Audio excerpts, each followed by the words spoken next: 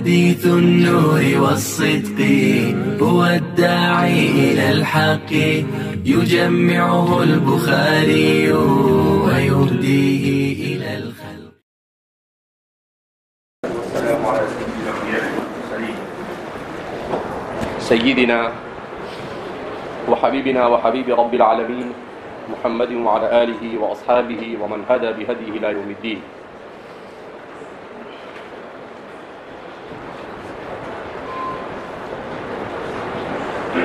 امام بخاری کتاب الایمان کی پہلی روایت بیان کر رہے ہیں.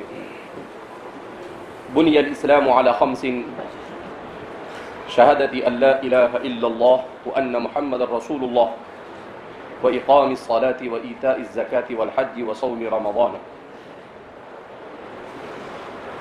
سب سے پہلے اس روایت کے سلسلے میں اس روایت کو حضرات محدثین میں سے کس نے تخریج کیا ہے؟ امام بخاری نے اس روایت کو اپنی کتاب میں 2 مرتبہ اس کی تخریج کی ہے. پہلی تخریج کتاب الایمان میں یہاں پر، اور دوسری تخریج آپ نے اس کتاب کی ہے کتاب التفسیر میں. امام مسلم نے اس روایت کو الفاظ کے رد و بدل کے ساتھ، کمی زیادتی کے ساتھ، تقدیم و تاخیر کے ساتھ 4 مرتبہ اپنی کتاب میں اس روایت کی تخریج کی ہے. امام ترمذی نے بھی اپنی کتاب میں اس کی تخریج کر اس پر حدیث حسن ہونے کا حکم لگایا ہے، اور امام نسائی نے بھی اس حدیث کی تخریج کی ہے. اس طرح سے اصحاب صحاح 6 میں سے تقریباً 4 محدثین نے اس حدیث کی تخریج کی ہے. البتہ الفاظ میں کچھ نہ کچھ رد و بدل رہا ہے. اس حدیث کی صحت میں کوئی کلام نہیں. اس حدیث کی صحت کے لیے سب سے اہم بات تو یہی ہے کہ امام بخاری اور امام مسلم 2 4 مرتبہ اسے اپنی کتاب میں ذکر کر رہے ہیں. اس کے ساتھ امام ترمذی نے اس پر حدیث حسن ہونے کا حکم لگایا ہے، اس سند کے ساتھ جس سند کے ساتھ انہوں نے نقل کیا ہے. لیکن امام بخاری اور امام مسلم نے جن اسانید کے ساتھ اس روایت کو نقل کیا ہے، ان اسانید کے ساتھ یہ روایت صحیح لذاتی ہی. نبی کریم صلی اللہ علیہ وسلم ارشاد فرماتے ہیں بنی الاسلام علی خمس. بنی الاسلام علی خمس، سب سے پہلے تو آپ صلی اللہ علیہ وسلم اپنے ماہر معلم ہونے کی طرف اشارہ کرتے ہیں، اس لیے کہ آپ شیء غیر محسوس کو محسوس سے تشبیہ دے کر سمجھا رہے ہیں. کیا مطلب؟ کہ جو چیز نظر نہیں آتی، جو چیز جس کی کوئی جسمانی اور جسدی ہیئت اور شکل نہیں ہے، آپ صلی اللہ علیہ وسلم انسان کو سمجھانے کے لیے اس کو تشبیہ دے رہے ہیں ایک عمارت کے ساتھ. اس لیے فرماتے ہیں کہ اس روایت کو 2 طرح سے نقل کیا جاتا ہے. کہیں پر بنی الاسلام علی خمس اور کہیں پر علی خمسطین آیا ہے. امام نووی فرماتے ہیں کہ خمسین اور خمسطین دونوں طرح سے ذکر کیا گیا ہے. اور کہیں پر روایت میں ہے دعائم الاسلامی خمسۃ، کہ اسلام کے دعائم یہ 5 ہیں. تو آپ صلی اللہ علیہ وسلم نے یا تو اسے تشبیہ دی ہے ایک گھر سے، ایک عمارت سے، یا اسے تشبیہ دی ہے آپ صلی اللہ علیہ وسلم نے خیمے سے. دعائم یہ ہوتے ہیں خیمے کے لیے. تو خیمے کے لیے ایک تو بیچ میں ہوتا ہے ستون کی طرح ایک جو اہم ہوتا ہے، اور اس کے علاوہ اس کو کنارے پر رسی کے ذریعے سے باندھ دیا جاتا ہے. تو آپ صلی اللہ علیہ وسلم نے اس سے تشبیہ دی. اسی طریقے سے آپ صلی اللہ علیہ وسلم نے اس روایت میں اس کو عمارت سے تشبیہ دی. فرماتے ہیں کہ انسان عمارت میں آنے کے بعد اپنے آپ کو محسوس متصور کرتا ہے. وہ یہ تصور کرتا ہے کہ میں عمارت میں ہوں. اس کا مطلب یہ ہے کہ میں بارش سے محفوظ رہوں گا، میں گرمی سے محفوظ رہوں گا، میں سردی سے محفوظ رہوں گا. تو کہا کہ حضور فرماتے ہیں کہ اگر تم اسلام کی عمارت میں آ جاؤ گے تو جہنم کی حرارت سے بھی اور جہنم کی زہمریر سے بھی، جو انتہائی ٹھنڈا جہنم کا ٹھکانہ ہے، ان دونوں سے محفوظ ہو جاؤ گے۔ تو آپ صلی اللہ علیہ وسلم اسی مثال کے ذریعے سے اس کو سمجھا رہے ہیں کہ عمارت میں آ کر جیسے ایک آدمی اپنے آپ کو محفوظ محسوس کرتا ہے، ایسے ہی اسلام کے قبول کرنے کے بعد بھی مسلمان اپنے آپ کو اللہ کے عذاب سے محفوظ محسوس کرتا ہے، گویا کہ وہ اپنے آپ کو ایک حصار میں رکھ کر اللہ کے عذاب سے بچنے کی تدابیر اختیار کرتا ہے۔ اب یہاں پر ایک سوال یہ پیدا ہوتا ہے کہ بنی الاسلام علی خمس، یہاں پر خمسین ہے، بعض روایتوں میں خمستین آیا ہے۔ تو سب سے پہلے تو امام بدر الدین العینی اور ملا علی قاری رحمۃ اللہ علیہ وغیرہ فرماتے ہیں کہ سوال یہ پیدا ہوتا ہے کہ اس پوری روایت میں کہیں پر اسلام ایمان کا ذکر نہیں، اور صاحب کتاب سب سے پہلے ایمان ہی کو یہاں پر ایمان کے لیے اس کو یہاں پر لے کر آ رہے ہیں۔ تو فرماتے ہیں امام بخاری کے نزدیک لا فرق بین الاسلام والایمانی، اسلام اور ایمان کے درمیان کوئی فرق نہیں ہے۔ وہ یہ کہتے ہیں کہ بنی الاسلام کہا جاوے یا بنی الایمان کہا جاوے، دونوں ایک ہیں۔ اس سے وہ اس بات کی طرف اشارہ کر رہے ہیں، اس کا مطلب یہ ہے کہ ایمان یہ بسیط نہیں ہے، مرکب ہے، کہ ان 5 چیزوں میں سے کوئی ایک بھی اگر نہیں ہے تو اس صورت میں وہ مومن نہیں ہو سکتا، وہ مسلمان نہیں ہو سکتا ہے۔ تو اس لیے ان کے یہاں پر ایمان اور اسلام میں کوئی فرق نہیں، اور ایمان کے بسیط ہونے کا وہ استدلال کرتے ہیں۔ اب فرماتے ہیں کہ امام بخاری نے جو یہ استدلال کیا ہے کہ اسلام سے مراد یہاں پر ایمان ہے، اور اس سے اپنے ایمان کے مرکب ہونے کی طرف آپ نے اشارہ کیا ہے، تو فرماتے ہیں کہ انہوں نے اعمال کو ایمان کا رکن قرار دے دیا، اعمال کو ایمان کا رکن قرار دے دیا۔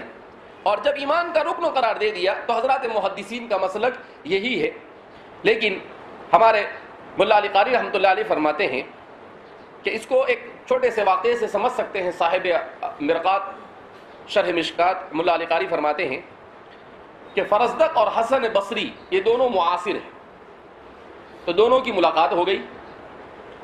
فرزدق بہت بڑے شاعر تھے، قریش سے تعلق تھا، البتہ عملی میدان میں بہت کمزور تھے، نماز وماز کا اہتمام وغیرہ اسلام سے دور تھے تھوڑا سا۔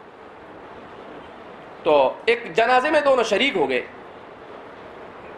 حسن بصری نے ان سے سوال کر لیا کہ ماذا اعددت لهذا اليوم، اس قبر کے لیے، موت کے لیے کیا تیاری کی آپ نے؟ انہوں نے سوچا کہ آج یہ بھائی ہاتھ لگ گئے ہیں شاعر صاحب، تو ان کی تھوڑی سی اصلاح ہو جائے۔ تو فرزدق نے کہا انی اشہد ان لا الہ الا اللہ وان محمد رسول اللہ منذ ولدت الى یومنا ھذا، کہا میں کلمہ شہادت گواہی دیتا ہوں اللہ اور اس کے رسول کی، جب سے پیدا ہوا تب سے اب تک۔ تو آپ نے کہا کہ اگر آپ کو سفر میں نکلنا ہو تو صرف نیت اور ارادہ کافی ہوتا ہے، یہ سفر کے لیے تیاری بھی کرنی پڑتی ہے، زیادہ راہ بھی لینا پڑتا ہے۔ تو بولتا ہے تیاری بھی کرنی پڑتی ہے، زیادہ راہ بھی لینا پڑتا ہے۔ تو کہا عمل کیا ساتھ میں لیا ہے؟ کوئی عمل ہے ساتھ میں؟ تو پھر فرزدق کیا ہو گیا؟ خاموش ہو گئے۔ ملا علی قاری رحمۃ اللہ علیہ فرماتے ہیں اس سے کیا معلوم ہوا؟ انہوں نے یہ کہا کہ کوئی آدمی یہ کہے کہ صرف ایمان کی بنیاد پر نجات ہو جاوے، یہ ممکن نہیں۔ ایمان کے ساتھ عمل اس کو لگے گا، عمل کے بغیر وہ نجات پا سکتا نہیں ہے۔ لہذا فرماتے ہیں کہ ایمان صرف ہمیش کے لیے جہنم سے خلاصی کا باعث تو ہو سکتا ہے، لیکن اولین طور پر جہنم سے خلاصی کا باعث ایمان نہیں ہوگا۔ اس لیے ہمارے علماء کہتے ہیں کہ تقوی کے مختلف درجات ہیں۔ تقوی کا سب سے اعلیٰ درجہ یہ کیا ہے؟ آدمی مباحات سے اجتناب کرے۔ دوسرا درجہ آدمی مشتبہات سے اجتناب کرے۔ تیسرا درجہ آدمی مکروہات سے اجتناب کرے۔ چوتھا درجہ آدمی صغائر سے اجتناب کرے۔ پانچواں درجہ آدمی کبائر سے اجتناب کرے، اور چھٹا درجہ آدمی کفر اور شرک سے اجتناب کرے۔ آدمی کفر اور شرک سے اجتناب کرے۔ تو کفر اور شرک سے اجتناب کرنا یہ آخری درجہ ہے، صرف آپ نے کلمہ پڑھ لیا۔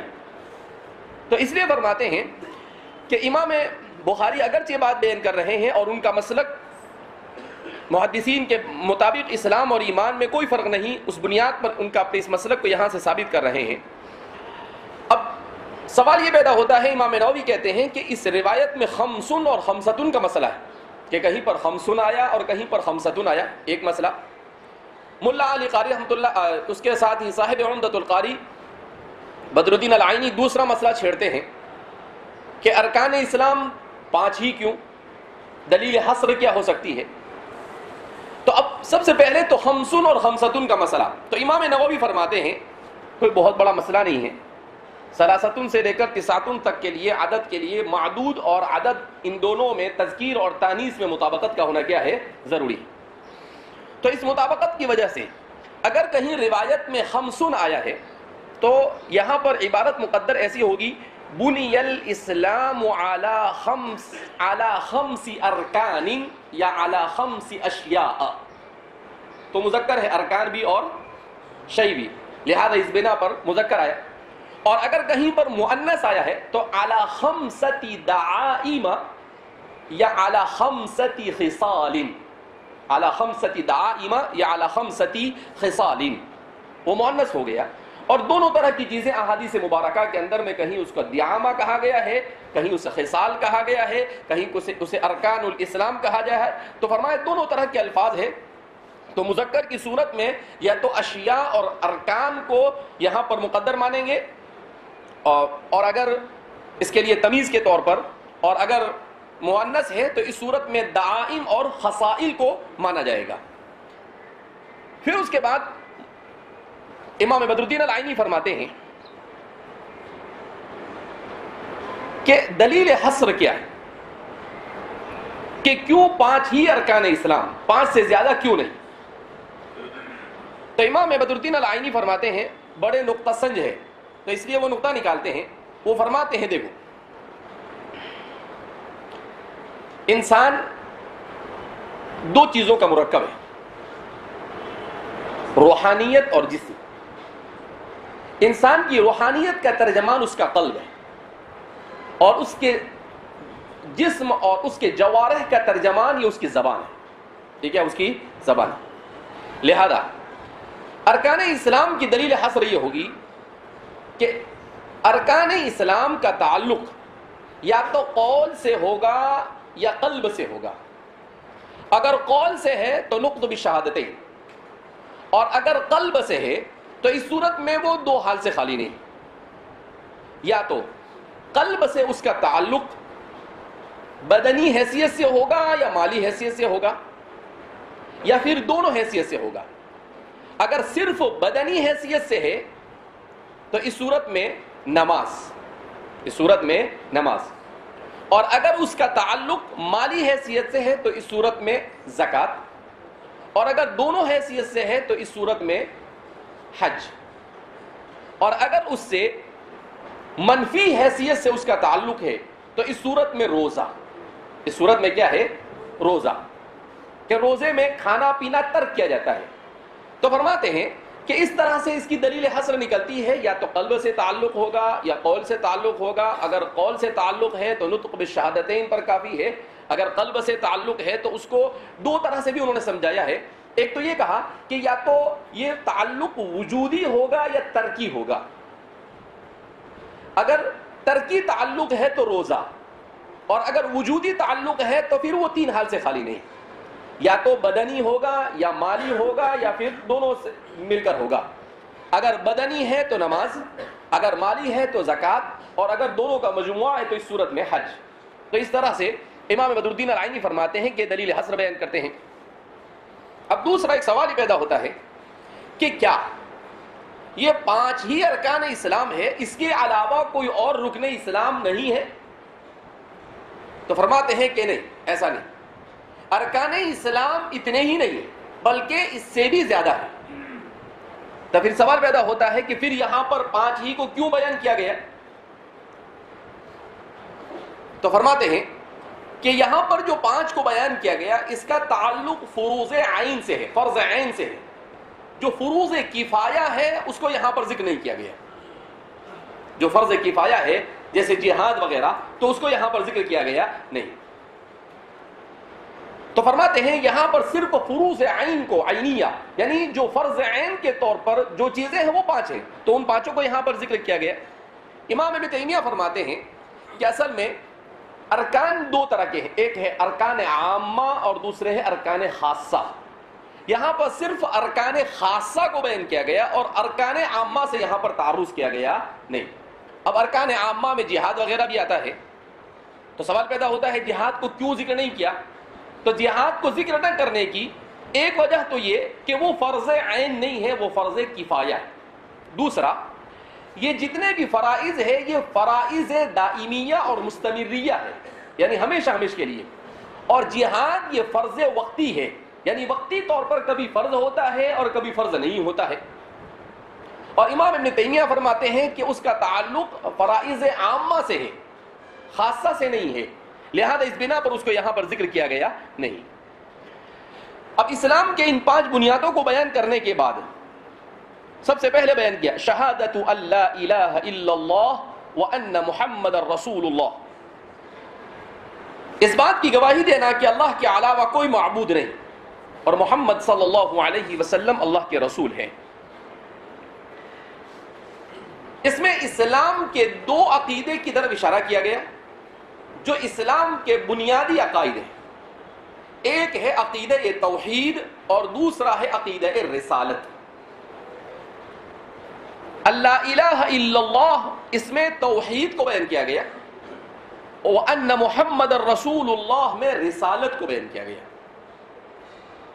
ہمارے متکلمین فرماتے ہیں کہ ویسے تو عقائد بہت سارے ہیں، اللہ سے متعلق عقیدہ ہے، اللہ کو ایک ماننا یہ بنیادی ہے، اس کے علاوہ بھی اور بہت سارے عقائد کا تعلق اللہ سے ہے، اور بھی بہت سارے عقائد ہیں. مگر عقائد کے باب میں 3 عقائد اسلام کے بنیادی عقائد مانے جاتے ہیں: عقید توحید، عقید رسالت اور عقید آخرت. یہ 3 عقائد یہ بنیادی عقائد مانے جاتے ہیں. دوسرے جتنے بھی عقائد ہیں یہ ان میں سے کسی نہ کسی کے ساتھ کیا ہو جاتے ہیں، ایڈجسٹ ہو جاتے ہیں، ان میں سے کسی نہ کسی کے ساتھ ملحق ہو جاتے ہیں، کسی نہ کسی کے ضمن میں آتے ہیں. لیکن 3 عقائد یہ انتہائی بنیادی قسم کے ہیں: توحید، رسالت اور آخرت. تو سب سے پہلے شہادت اللہ الہ الا اللہ کہہ کر توحید کو بیان کیا کہ اللہ کے علاوہ کوئی لائق عبادت نہیں.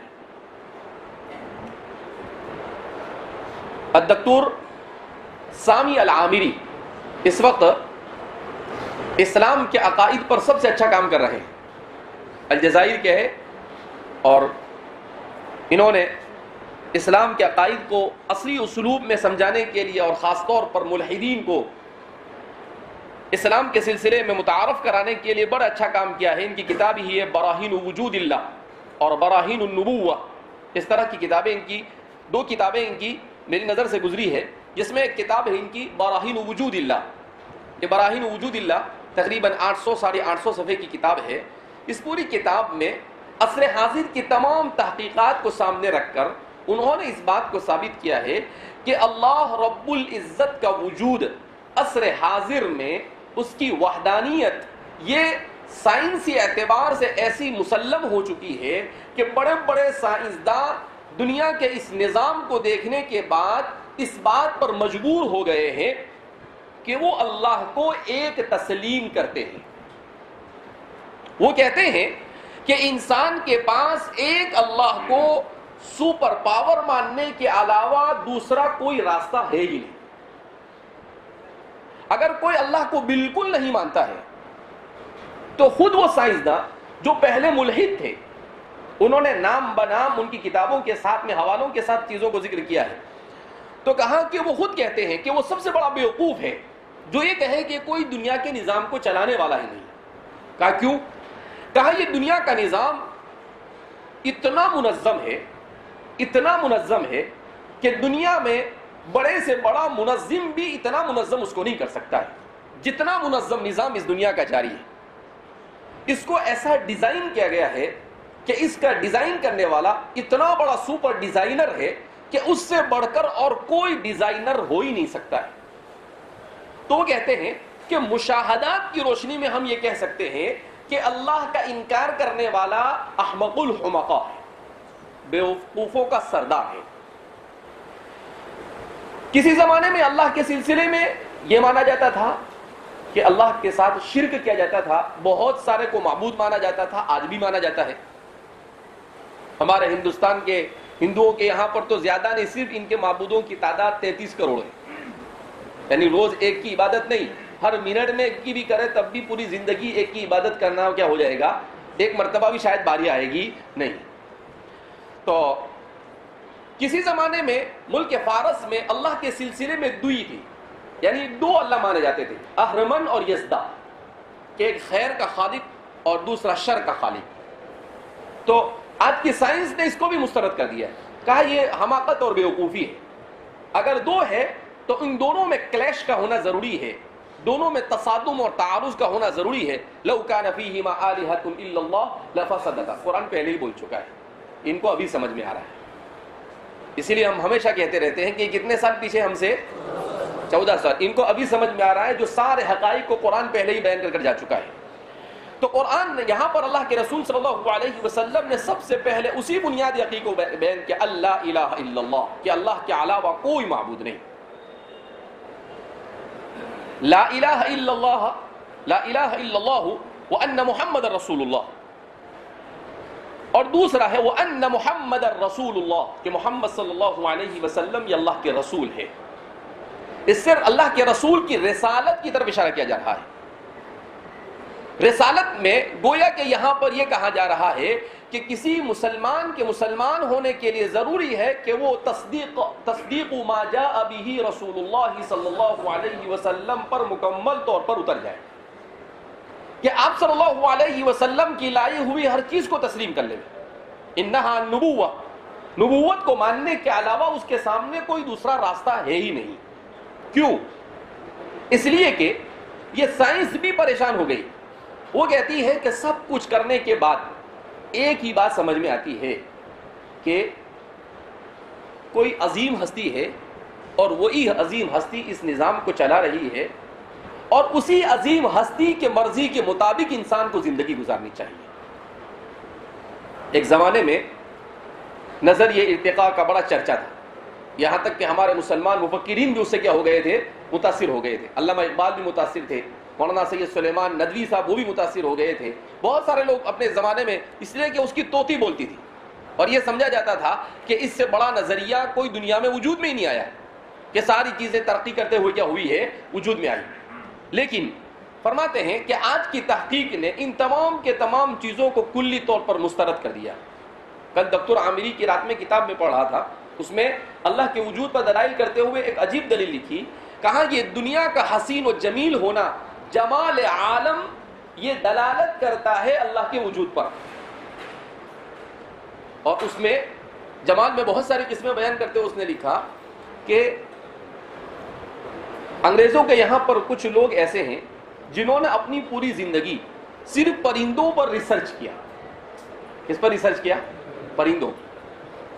تو کچھ انگریزوں کے نام کے ساتھ انہوں نے لکھا ہے کہ وہ کہتے ہیں کہ یہ جو پرندے ہیں، یہ جو چہچہاتے ہیں، تو یہ دو طرح سے چہچہاتے ہیں.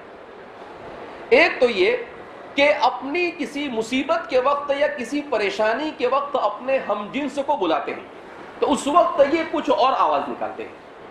تو وہ سامنے والا پرندہ سمجھ جاتا ہے کہ میرا کوئی ساتھی پریشانی میں مبتلا ہے، تو دوڑتے ہوئے اس کی مدد کے لیے کیا ہو جاتا ہے، پہنچ جاتا ہے. اور دوسرا یہ کبھی کبھی جب بالکل ان کا موڈ فریش ہوتا ہے تو اس وقت یہ چہچہاتے ہیں. تو کہا جب وہ چہچہاتے ہیں تو وہ کسی کو بلانے کے لیے نہیں، بلکہ ان کا یہ چہچہانا یہ صرف اپنی طبیعت میں انبساط پیدا کرنے کے لیے ہوتا ہے. تو کہا کہ کچھ پرندے جنگلوں میں ایسے دیکھے گئے کہ خود اپنی آواز تو نکالتے ہیں، مگر ان کو قدرت نے ایسا ملکہ عطا کیا ہے کہ بیک وقت وہ 4-4 6-6 پرندوں کی آواز نکالتے ہیں. ایک ہی پرندہ ہے اور بیک وقت اتنی ساری آواز نکالتا ہے وہ. کہا کہ آج تک کے میوزک اور موسیقی والے بھی اس مہارت تک نہیں پہنچ سکے جتنی مہارت تک یہ چھوٹے چھوٹے پرندے کیا ہوئے ہیں اپنے آواز کے نکالنے میں کیا ہوئے پہنچے ہوئے. کا اتنا جمال اللہ نے ان کو عطا کیا ہے. کہا یہ جمال ترقی یافتہ کسی چیز کے خود بخود ہونے سے وجود میں آ ہی نہیں سکتا ہے جب تک کہ کسی عظیم ہستی نے اسے یہ ودیعت نہ کیا, جب تک کہ کسی عظیم ہستی نے اسے یہ ودیعت نہ کیا ہو. بہرحال جس کو دلچسپی ہے تو براہین وجود اللہ وہ کتاب پڑھنے سے تعلق رکھتی ہے, خاص طور پر جو عصر حاضر کے ذہن ہے, نوجوان ہیں, ان کو سمجھانے کے لیے اس کتاب کو پڑھ کر اللہ کی وحدانیت کو بہت اچھے انداز میں سمجھایا جا سکتا ہے. تو فرماتے شہادت اللہ الہ الا اللہ, گواہی دینا کہ اللہ ایک, وان محمد رسول اللہ, اور محمد صلی اللہ علیہ وسلم اللہ کے رسول ہے. واقام الصلاۃ, اور نماز قائم کرنا. یہ اسلام کا سب سے اہم اور بنیادی عقیدہ ہے کہ شہادت اللہ الہ الا اللہ کے بعد نماز کا قائم کرنا ہر مسلمان پر فرض ہے. اسی لیے صاحب نور الایضاح نے تفصیل کے ساتھ احکام نماز کو ذکر کیا ہے. وہیں پر صاحب نور الایضاح نے ایک جگہ پر یہ ذکر کیا ہے کہ اگر کوئی آدمی جان بوجھ کر نماز چھوڑ دے تو اس کا کیا. تو فرماتے ہیں صاحب نور الایضاح کہ جو آدمی سستی اور غفلت کی وجہ سے, من ترک الصلاۃ کسلانا وغفلتا, اور غفلت کی وجہ سے نماز کو چھوڑ دے, امام ابو حنیفہ فرماتے ہیں یضرب ضربا یسیل به الدم, کا اس کی اتنی پٹائی کی جاوے کہ اس کا خون بہ جائے. امام صاحب کیا فرماتے ہیں, امام ابو حنیفہ, اتنی پٹائی کی, ثم یحبس, پھر اس کو اگر اسلامی حکومت ہے اس کو جیل میں ڈال دیا جائے, جب تک کہ نماز کا عادی نہ ہو اس کو جیل سے نکالا ہی نہ جائے. یہ تو امام صاحب نے سب سے ہلکا حکم بیان کیا, اور بیان کیا انہوں نے وعند احمد والشافعی, اور امام احمد اور شافعی کے نزدیک من ترک الصلاۃ متعمدا قتل, اگر اسلامی حکومت ہے تو اسے قتل کرنا بھی حاکم کے لیے جائز ہے. اس لیے کہ حضور نے فرمایا کہ من ترک الصلاۃ متعمدا فقد کفر, تو اس نے کفر کر لیا. امام صاحب اس کی تعویل کرتے ہیں کہ بھیا اتنا زیادہ سخت بھی مت کرو, تھوڑا سا نرمی کرو, سیدھا اڑانے کی بات مت کرو.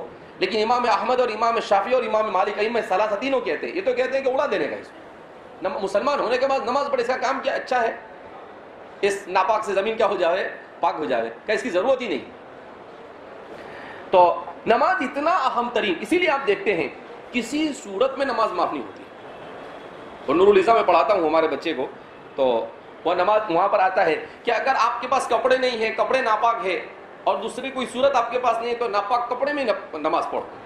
اگر آپ کے پاس سطر چھپانے کو کچھ نہیں ہے تو بیٹھ کر ننگ دھڑنگی نماز پڑھو. اگر آپ کے, تو وہ مجھے کیا کہتا ہے کہ میں, اس کا مطلب نماز کسی صورت میں معاف نہیں. میں نے کہا ہاں, نماز کسی صورت میں معاف نہیں.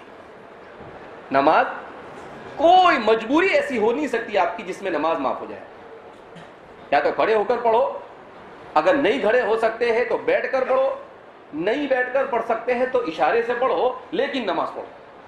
ہاں, اگر کسی کے اوپر اغما طاری ہو جاوے اور جنون ہو, اس کے علاوہ نماز کی اور کوئی شکل ایسی نہیں ہے جس میں نماز کو معاف کیا گیا.